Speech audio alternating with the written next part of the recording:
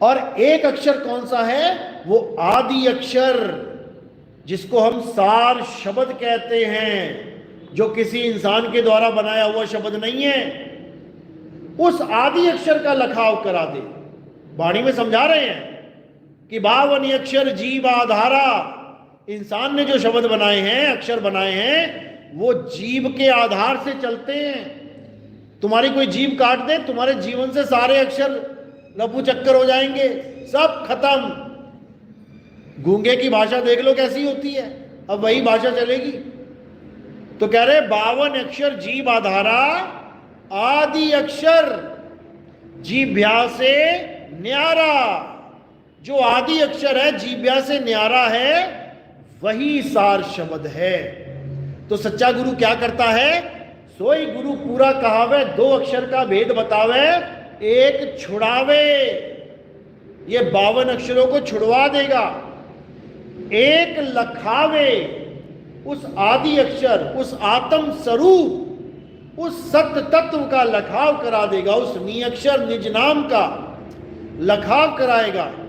तब प्राणी निज घर को जावे। तब प्राणी अपने निज घर, यानी अपने सत्य स्वरूप में समा जाएगा। कैसे समाएगा? जैसे कुरुम यानी कछुआ अपने आप में समा जाता है। वो ना कहीं आता है ना कहीं जाता है। एक कछुआ जा रहा है आराम से, एकदम उसके सामने कुत्ता आ जाए, भौंकने लगे, काटने लगे, तो क्या करेगा? वो कहीं नहीं जाएगा, कहीं नहीं भागेगा।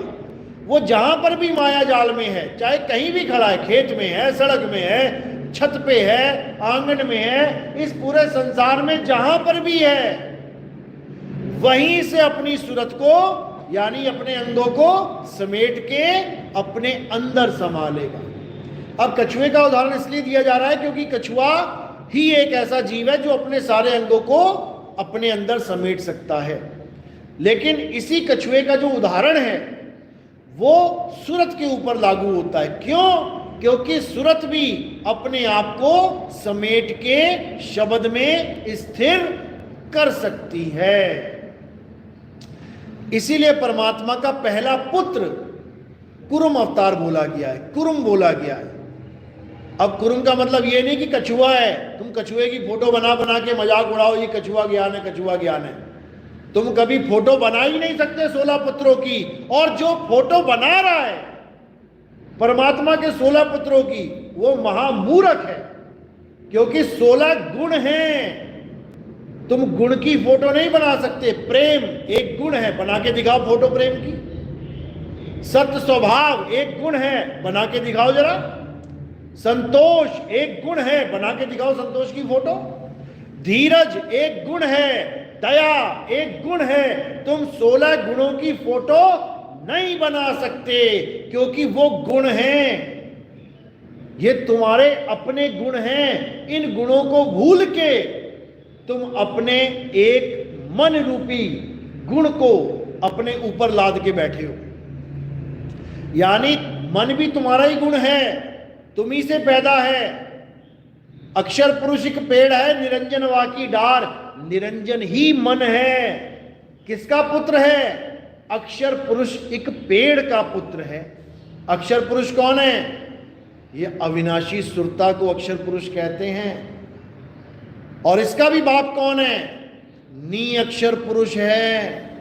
नी अक्षर अक्षर भया, अक्षर कीना प्रकाश, अक्षर से मन उपजा, सुनो संत धर्मदास, मन से माया उपजी।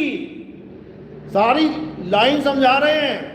माया त्रिगुण रूप और 5 तत्व के महल में ये बांधा सकल स्वरूप।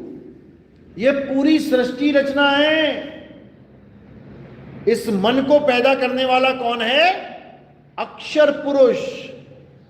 ये सुरता ही मन को पैदा करती है। और मन आगे क्या करता है? मन माया को पैदा करके 3 गुणों को पैदा कर देता है, यानी सारी संरचना बना देता है। एक पल में तुम इस शरीर से छोड़ निकलते हो, दूसरा शरीर धारण करवा देता है साथ के साथ। जैसे तुम सोने जाते हो जैसे ही तुम्हारा ध्यान इस शरीर से हटा, कहां चले गए? सूक्ष्म शरीर में चले गए। अब पता नहीं किस राजमहल में, किस नदी के किनारे, किस हवाई जहाज में, किस कार में बैठ के तुम सपने में अपने आप को देख रहे हो, मैं टहल रहा हूं, घूम रहे हो। माता मिल गई, पिता मिल गया, भाई बहन मिल गए, यार दोस्त मिल गए, सब सपनों में मिल रहे हैं। ये सब मन और माया की रचना है। एक सेकंड में अनंत ब्रह्मांड बना देता है ये मन, अनंत ब्रह्मांड। तुम एक बार सोचो तो सही कि मैंने कहां रहना है, वैसा ही डिट्टो बना देगा सारा सिस्टम। याद रखना इस बात को, जैसी तुम्हारी सोच होगी वैसी सृष्टि बना देगा ये साथ के साथ। इतना पावरफुल है ये मन। इसीलिए इसे तीन लोक का मालिक बोला जाता है। तीन लोक का मालिक ये मन ही है, निरंजन है ये, अलख निरंजन कहते हैं इसे। बाकी तो इसकी खेती है। ये जितने बच्चे बूढ़े तुम्हें दिख रहे हैं ये खेती हैं। जैसे गाजर मूली बो रखी है जमीन में, जिसने बोई है आता है, कभी भी उखाड़ के खा जाता है। इसलिए साहिब ने बोला है, तीन लोक एक जेल है और पाप पुण्य दो जाल, सारा जग भोजन बना खाने वाला काल। ये काल भगवान है जो किसी को नहीं बख्शता, जो किसी को नहीं बख्शता। कौन बख्शा जाएगा? केवल वो बख्शा जाएगा जो कबीर साहब की बात को समझ लेगा। क्या कह रहे हैं? अरे बचना चाहो काल जाल से तो चीनो शब्द हमारा, और कहे कबीर अमर कर राखूं जो निज होए हमारा। अगर कोई मेरा निज यानी निजी यानी 100% मेरा हो गया, कहते हैं उसको मैं बचाऊंगा, मैं रक्षा करूंगा। और कैसे रक्षा करेंगे? ऐसे नहीं कि तुम सोच रहे हो कि मैं कुएं में गिर जाऊंगा तो कबीर साहब आके मुझे कुएं से निकालेंगे।